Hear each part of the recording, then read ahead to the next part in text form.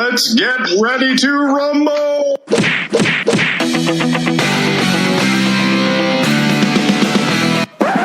Welcome to Boxing Unwrapped. Welcome to Boxing Unwrapped, where we give you all the lowdown on the shittiest fights of last week. Great plug, right? What other boxing podcast says that? That's what I want to know. What other podcast starts by saying how terrible the comments are going to be on what they're going to speak about? None. Unique. Hashtag special. Hashtag special. So guys, we are trying something new this week. We're breaking up our main topic and our fight review and all the other little features that you guys like. So Andy, do you want to tell the people what we've got in store for them this week? Yeah, we're going to have in this new format, in this edition, we're going to have what the F are the results from last week. What the F are the fights coming up this weekend? What the F went wrong last week? Ryan. It should be called What the F did Ryan do wrong last week? Oh, no. A fairly hefty chunk of random news grinds my gears. We're going to do that big time. And a few comments to make regarding Listener Corner. Good stuff. Well, why don't we dive right into what the F are the results from last week?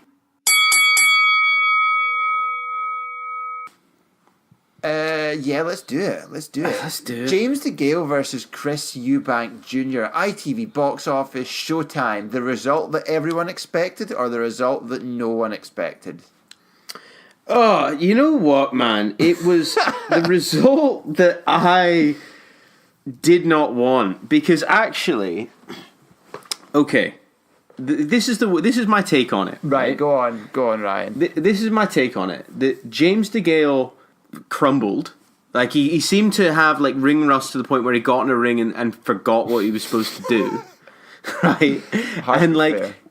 Chris Eubank, because he's actually had a trainer who was like giving him some sort of strategy, just managed to like use strategy slightly better. Like he was no more impressive, I think, Chris Eubank Jr. Like I think he did enough, but if you put him into like the ring with any well-rated super middleweight fighter, he'd get absolutely fucking destroyed. Well, because but there aren't he seemed to have lost all his speed and stuff. Yeah, a bit ponderous. Yeah, it was interesting though. Although he did seem to, the one thing I would say is that he did seem to be able to hurt Degale. Like he seemed to have some power behind them punches. Mm-hmm. But yeah, it was gone as the kind of, super flashy, exuberant kind of showman-y kind of stuff. That didn't seem to be as much maybe it's just because he's taking it more seriously now. But you know how he used to like showboat and stuff? There didn't seem to be as much of that kind of carry on. No, there certainly wasn't. Like, and can we just get an honorable mention for what the fuck Chris Eubank Sr. was wearing on his top? It looked like he was like pretending to be the sheriff in town. He's I think he likes a bit of limelight, does he? He does indeed, but like what I find quite interesting about all this, right, is like obviously this wasn't because Chris Eubank was so good. It was because James Degale was so bad, and there's nobody that has really said, oh yeah, no, Chris Eubank has turned a corner. People are saying it's the most significant victory of his career, which is true, but it's not to say that it's that impressive. I mean, no. I hate it when I say I told you so, right? And exactly what I thought was going to happen happens. It upsets me when it happens. Oh, I know. I can tell you're losing sleep. I know. I'm just really upset. If only it applied to like lottery numbers or something useful. Anyway, the concern that we had before this was about how spent a force is James Degale, and on that basis, it was very spent.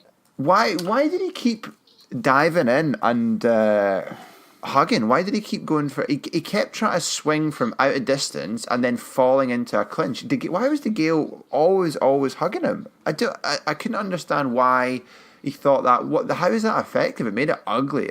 Just made it like ugly fight. What I found quite interesting about all this, right, is that it seems that James Degale forgot to box. Like he forgot how to box. Like, you know, he wasn't busy at all. I mean, you know, we did talk about the number of like the lack of like punches he would throw. I had a look for it. I couldn't. I Google searched for the CompuBox stats. So I wanted to check them. I'll see if I can find them for next week because it was a big point they were making about how his last couple of fights were really low punch numbers. Yeah, I agree. I looked for them as well and I couldn't find them. Weird. But he wasn't busy. He definitely wasn't busy, and he looked very lumbered and stuff. I don't know, like. He just didn't look like a man who was comfortable in a boxing ring. I wonder if he actually needed a fight before this with someone of a lower standard than even Chris Eubank Jr. That was his last fight, though. Or well, no, he had a takeover one, didn't he? But that was the second fight against Truax. Should have been that, but I don't. Yeah, but it wasn't. That's the thing. That was a war, wasn't it? Yeah, I don't know. It's very odd. I think it occurs in different boxers at different points in terms of number of fights in and age, and I think Degale is even more spent. I don't think he's going to turn around from this point and rediscover anything approaching his best form. I think there's only one way that he will go, which is it would be in decline if he carries on fighting. But I really don't think there's any point in him carrying on because he got to the top of the mountain. He'll be if he's not been reckless, he'll be a very wealthy man. Yeah, just enjoy it, Chow. Totally. Well, now we'll move on to a special little segment I'd like to call "We Need to Have a Word About Joe Joyce." Certainly, yeah. I think there was quite a lot of good chat on the Facebook page about this. So thank you everyone that contributed to that as well. There was a lot of like interesting and informed opinions I thought about it. So it was quite interesting to hear the chat. Yeah, I mean, you know, I threw something up there because I was just so underwhelmed by Joe Joyce. And while watching it, because I was quite excited to look forward of all the undercard fights, you know what, I think this could be quite good just to see how shit hot he was. And, you know, because he's been training under Abel Sanchez, he's been, you know, busy. And I thought, do you know what, this is where they're going to start stepping him up. And actually, I was like, holy fuck, this is why they've been so careful with him. Because he can't even knock out a, like, Bermain Stavern that's on the brink of type 2 diabetes. Do you remember, like, a few episodes ago, I was like, oh, well, you know, there's all this chat about this will be the real Stavern. And I was like, well, we'll know at the weigh-in. It's like crumbs. We know at the weigh-in. Oh, my goodness. How many buffets has he been going to? That's a disgrace. That's an absolute disgrace. Oh my god. I mean, it was ridiculous, but despite how out of shape he was and how many punches he was taking, Joe Joyce could not knock him out. And, like, I think he was quite fortunate that the ref stopped it in the 6th round because it would have been really embarrassing if it dragged on much longer. Yeah, I mean, Stavern was out, but I mean, obviously a big part of that is because he was in such, like, horrific condition. But yeah, I think certainly in the very early rounds, Joyce, not that it really bothered him that much, but he did take some. He was pretty easy to hit, wasn't he? He looked pretty immobile, and it's like, and you saw obviously when Wilder fought Stavern, when he landed on him, I mean, crumbs, and Stavern couldn't collapse quick enough. Yeah. Whereas he took, I mean, yeah, I think he looks Joyce like even more ponderous when he was throwing than he did like in his first fight. He's got such this it's this like slow motion. It's like he's waiting in treacle with everything he's doing. Yeah. And they're like, his punches are really like kind of clubbing. There's no like kind of sharpness to them. I don't know. But, I mean he throws a lot of punches. The one you can say is he's busy. He's very busy, yeah. But you can be busy when you're standing in front of a target that's not moving. Yeah. You know, like I mean, you've said that he's got an engine on this podcast a few times. He does have an engine. Yeah. But he doesn't have like any horsepower to fire that engine. You know, he's no just, torque. There's no torque in the engine. No torque. There's no torque in the engine. He just, it's a shame. Yeah. So I think it was Kellen on the Facebook page that pointed out that he's basically they're going to tick him over until he can fight one of the top three in 2020 or 2021, which I think probably makes a hell of a lot of sense. You wouldn't want to put him in against someone that's not going to be a big money fight that's going to be dangerous. Like, I don't think you'd want to put him in against Kaunaki. I think that might be quite interesting. I'd be curious to see. He said he would fight him. I don't know, but maybe that's the sort of fight that he could easily lose because he's going to ship so much punishment. I don't know. I don't think you put him in against someone like him, which is not a big money. Yeah, it's probably quite a good example. Or like, I wouldn't have him go near Ortiz probably because he's he's quite possibly to lose that, and it wouldn't be that big a money fight. So yeah, I think they'll do like lower level until they get their shot, a la Miller. Yeah, Miller style. So do a Miller type, say take two. I think that'll be probably the approach they take with him. Yeah. Okay. Now let's talk a little bit about Lee Selby versus Omar Douglas, with a special caveat of what form of rice paper is Lee Selby's face made of?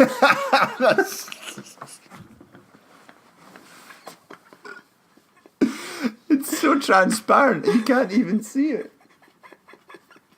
Do you think if he furrows his brow, he starts bleeding? I don't know, man. I mean, it was real bad. Like, I know. It was real bad. Like, to be honest, if he was up against an opponent at lightweight that was a bit more mobile and could bang a little bit more, he would have been in real trouble. Because to be honest, I think the ref he should have maybe stopped the fight and looked at the cards. Were the cuts not from head clashes? Yeah, they were from head clashes. Okay, but so there's no reason why he can't stop the fight and look at the cards. He had a bit of a mask, did he? Towards the latter stages, a bit of a crimson mask. Yeah. So, I don't know. I think actually it maybe goes to show that it's lightweight is a step too far for Lee Selby if he can maybe drop down. But then, he's still got to look at who the hell would be fighting at super feather. It's interesting. I'd be curious to see where he goes next. Yeah, but I mean, certainly it wasn't like a walk in the park. And Douglas, like you're saying, I don't think he's not like a high level. He's a good fighter, but he's not like a world beater.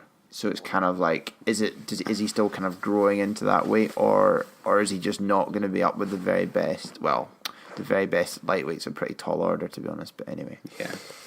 Roma. Okay. Degale versus Yildirim. Yeah, man. Wow. But this is where you can stop a fight after a head clash. Yeah, you can. And this is one of the reasons I put the poll up on the Facebook page about saying, is the super middleweight division the shallowest in all of boxing land? Because Durrell's the WBC super middleweight champion, and Yildirim, we know, is not particularly good. And it was a pretty even contest. One of the judges had Yildirim up. I've not watched it, but Durrell, I think, was worthy the winner when it got stopped. But it wasn't he was miles and miles ahead of them. And of course, remembering that this is the Yildirim that Eubank spectacularly knocked out, I think, in 3 last year. So you're kind of, again, a little bit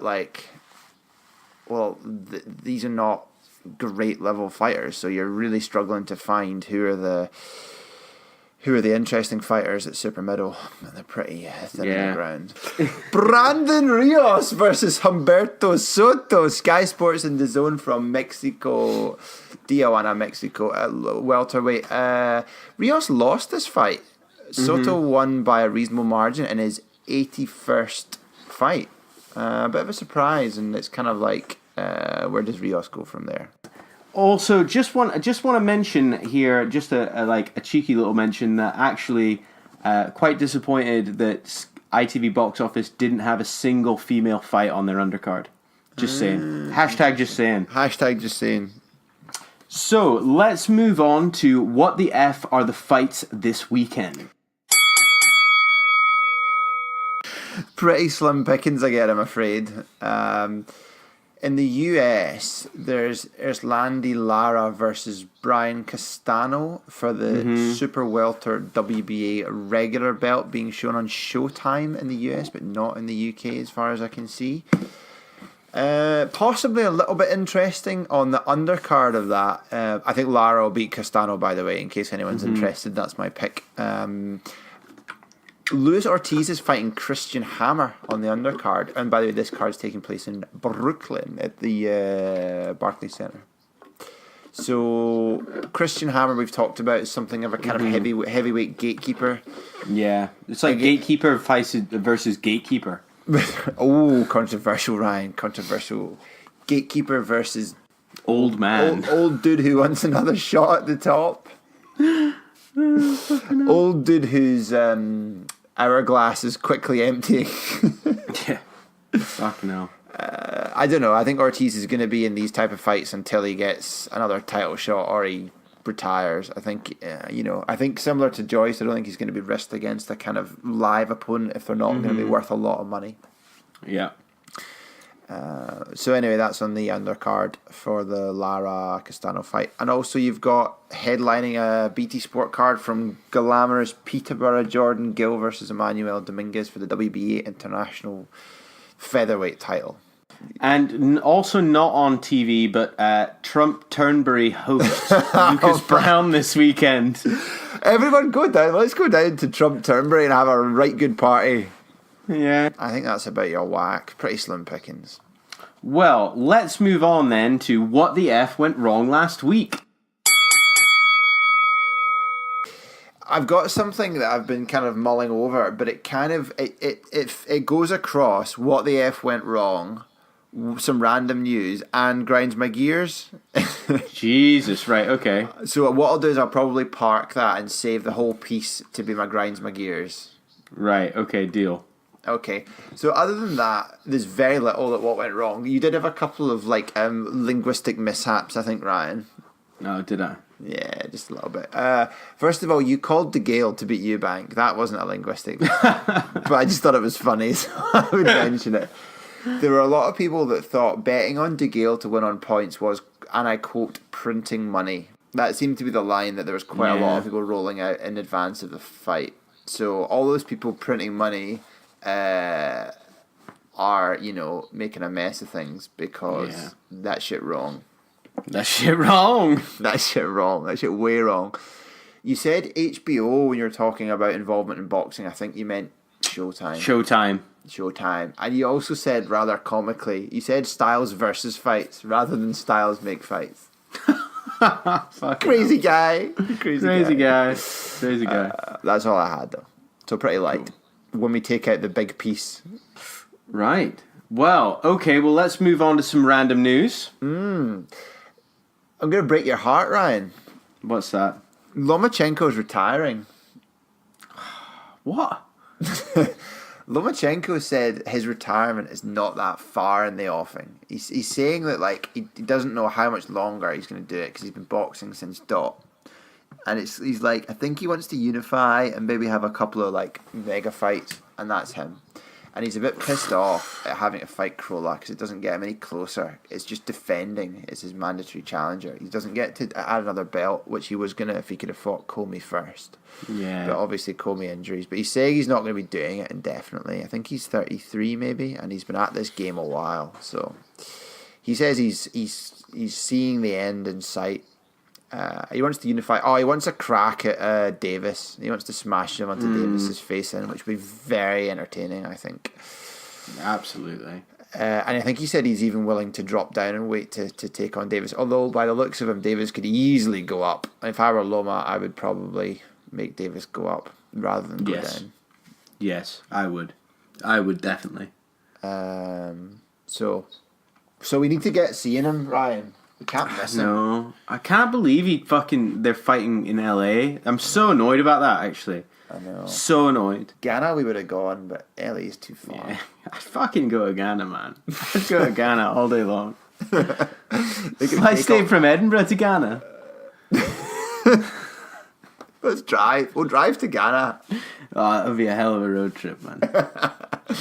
There'd be a fair few stories with that one. Fury Wilder's still not signed. Of course not. But the thing is, it's going to have to go to purse bids now.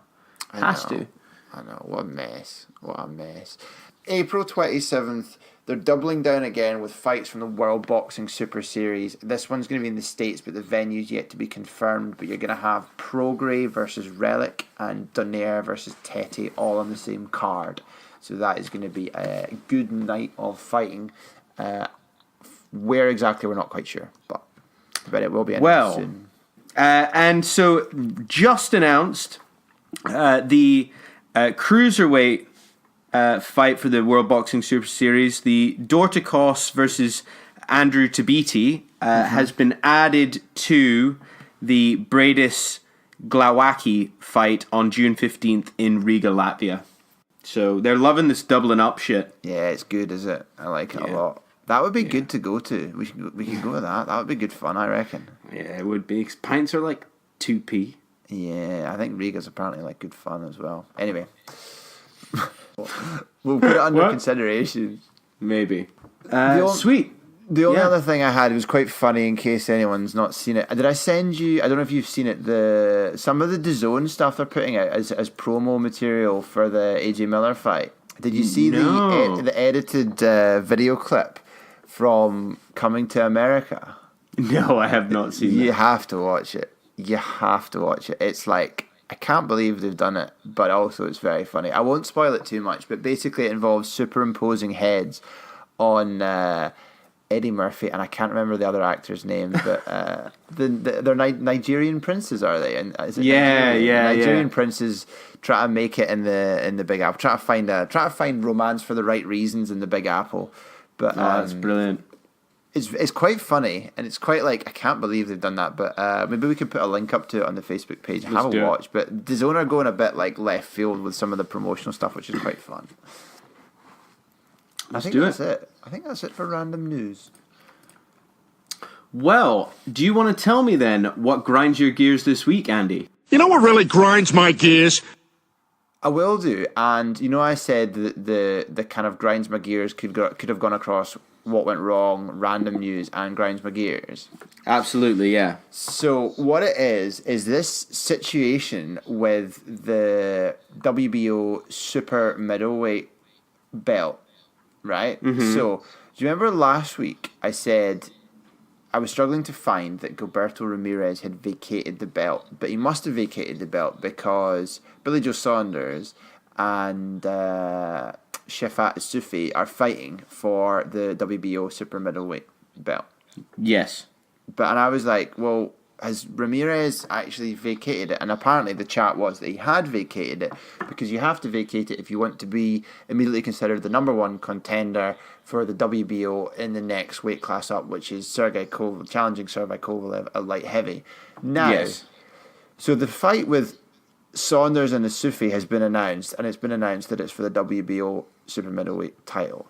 The spanner in the works for this is that Gilberto Ramirez has in the interim come out and said, I've not vacated my super middleweight WBO title belt.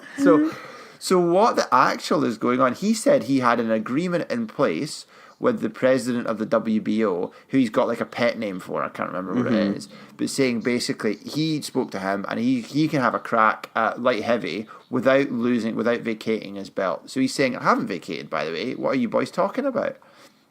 Fucking hell. This is insane. So you've got people advertising a fight, saying the title that's on the line, and you've got no one having declared properly that the guy's vacated it. And then the guy afterwards coming out saying, I've not vacated it, that's still my belt. So therefore you're in this sort of bizarre situation. So my grinds my gears is the stewardship of the WBO. This is absurd. You need to have like absolute clarity over this. Don't be saying, oh, it's okay if he wants to go at this, blah, blah, blah. This needs to be crystal clear before any announcements are made. Of course it does. It's just, I mean, it's so basic. It's like, Ramirez, what do you want to do? Well, if you're going to fight at light heavy, you're going to vacate. Do you want to vacate? No. Okay, fine. You're not fighting at light heavy. You've got to fight your next fight at super middle, but you get to keep your belt. Therefore, it's not for sale. Because you've got a fight that plans have been made to put in place. And if the belt is not on the line, Saunders isn't going to fight a Sufi at super middle. Yes, agreed. But that fight's been announced. A venue's in place for it. This is just... It's just insane. It's ridiculous. Like, how can it be this? How can something so simple have ended up in such a muddle? It makes no sense. But I'm blaming squarely the leadership at the WBO. They need to get their shit in order and say to people what they can and can't do. Make it absolutely crystal clear before things are put into the public domain. Ciao. I'm out. See ya, bitch. So angry. Such a joke. Anyway, that's what ground my gears this week, Ryan. So you tell me, please, what grinds your gears? You know what really grinds my gears? Andy, I'm going to tell you what grinds my gears. Please. Right. It's actually the super middleweight division. Right. Go on. Well, this is what's grinding my gears about the super middleweight division, right? Is that actually, you know, it's a glamour division, super middleweight, right? And it seems now that it is got the depth of one in terms of world class. Yep. Right? Which is Callum Smith. Right? And like we all talk about, we always joke about how much of a fan we are of Callum Smith because he's really big for the weight, right? But you cannot tell me that really anybody is going to be able to challenge him for a title. And I don't understand why, in terms of stewardship, they're not like setting him up for fights to fucking wipe out the entire division. If I were him, I would be like, yeah, I can go down in history. If I clean this all up, I can go down in history because he's got to feel confident he can beat these guys. Like, I don't think Ramirez is fantastic. The boy that beat Uskagatai, Caleb Plant, I think he's decent, but I don't know if he's great. And you're struggling. Benavidez, he's suspended. That was it's a drugs problem, wasn't it? Drugs problem, yeah.